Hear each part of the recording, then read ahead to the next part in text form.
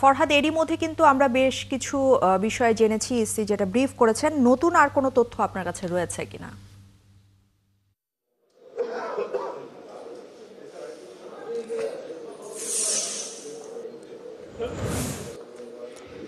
এরশাদ, যে বিষয়টা আপনি বলছিলেন এবং আমরা শুনছিলাম যে নির্বাচন কমিশন জানিয়েছে তারা 10ম সভা আয়োজন করেছে, তাদের অধীনে 10ম সভা। এই 10ম সভায় তারা জানিয়েছে যে এই সপ্তাহের মধ্যেই তফসিল ঘোষণা হবে এবং ভোটের সময় 1 ঘন্টা আগে পিছিয়ে করে বাড়ানো হচ্ছে, অর্থাৎ যেহেতু দুটো ভোট একসাথে হচ্ছে সেজন্য বাড়ানো। এছাড়া বিভিন্ন কেন্দ্রে গোপন কক্ষ বাড়ানোর সিদ্ধান্ত নেওয়া হয়েছে, যেখানে যদি কেন্দ্রের মধ্যে জায়গা থাকে তাহলে একাধিক গোপন কক্ষ হবে, যদি জায়গা না থাকে আলাদা করে আবার নতুন করে কক্ষ তৈরি করা হবে। এটা একটা ঘটনা। এছাড়া নির্বাচন নিয়ে প্রচার প্রচারণার যে বিষয়গুলো রয়েছে, তফসিল ঘোষণার 48 ঘন্টার মধ্যে যে সকল তফসিল ঘোষণা করার পর যে সকল পোস্টার ব্যানার রয়েছে প্রার্থীদের, এগুলো নামাতে হবে। যদি না নামায় তাহলে তাদের বিরুদ্ধে ব্যবস্থা নেওয়া হবে। আর আরো বিষয় রয়েছে এখানে, প্রশ্ন করা হয়েছিল যে তফসিল পেছানোর কোনো সম্ভাবনা আছে কিনা, যদি একটা বড় রাজনৈতিক দলের একজন নেতা অসুস্থ, তো নির্বাচন কমিশন তাদের মধ্যে এগোতে চায়, এগুলোকে রাজনৈতিক বক্তব্য হিসাবে তারা ধরে নিতে চায়।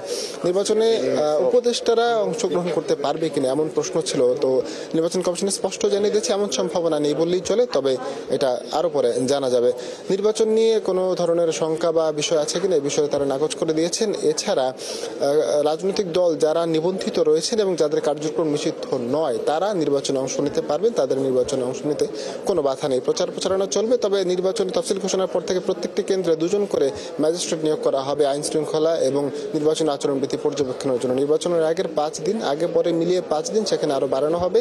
নির্বাচনের দিন সাধারণ ছুটি ঘোষণা করা হবে এবং নির্বাচনের দায়িত্বে যারা থাকবেন তারা সবাই সরকারি প্রতিষ্ঠানের কর্মকর্তা কর্মচারী থাকবেন। বেসরকারি প্রতিষ্ঠানের কর্মকর্তা স্পেসিফিকভাবে যদি বলি তাহলে ব্যাংকার যারা রয়েছেন তাদের এখনো পর্যন্ত, বেসরকারি প্রতিষ্ঠানের ব্যাংকারদের এখনো পর্যন্ত নির্বাচন দায়িত্ব পালনের জন্য অংশ নিতে সুযোগ দেওয়া হচ্ছে না, তবে তাদেরকে রিজার্ভে রাখা হবে যদি অতিরিক্ত মনে করে প্রয়োজন যদি হয়, যেহেতু দুটো ভোট একসাথে হবে, আরো কেন্দ্র বুথ বাড়ানোর দরকার রয়েছে, সেই ক্ষেত্রে তারা এইগুলোকে এই সকল যারা কর্মকর্তা রয়েছেন তাদেরকে তারা রিজার্ভ হিসাবে রেখে দেবেন।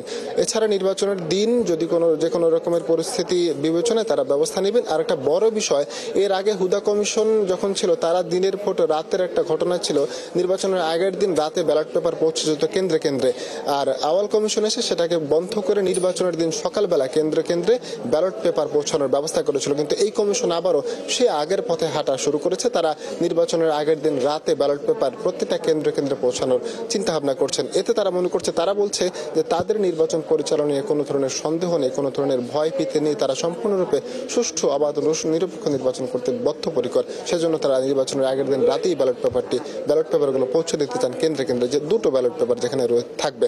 এটা কতটুকু স্বচ্ছ, কতটুকু আসলে গ্রহণযোগ্য একটা সিদ্ধান্ত হলো সেটা দেখার বিষয়।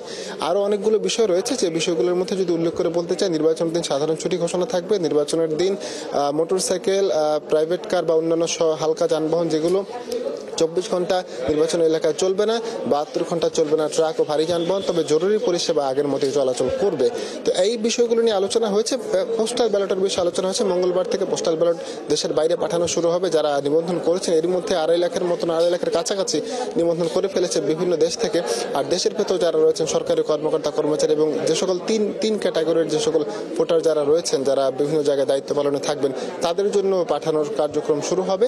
তারাও এখানে ভোট দিতে পারবেন, ভোট দিয়ে তারা আবার এগুলো গণনা করা হবে এবং এর জন্য ব্যালট পেপার ছাপানো ইতিমধ্যে শুরু হয়ে গেছে। আর নতুন যে সকল জাতীয় নির্বাচনের দিন যে ব্যালট পেপারগুলো ছাপানো হবে সেগুলো আরো পরে ছাপানো হবে, তখন সাংবাদিকদের একসাথে নিয়ে ব্যালট পেপার ছাপানোর কার্যক্রম পরিদর্শন করানো হবে। তো সাথে এখন পর্যন্ত এই বিষয়গুলোই ছিল। আরো কিছু বিষয় হয়তো বা আসতে পারে, পরবর্তীতে সিদ্ধান্তে কাটছাড়ার মাধ্যমে আমরা জানানোর চেষ্টা করব। নতুন অনেকগুলো বিষয় আপনার মাধ্যমে জানতে পারলাম। ধন্যবাদ ফরহাদ ইবনে মালেক, আমাদের সাথে যুক্ত হয়েছিলেন ইলেকশন কমিশন থেকে।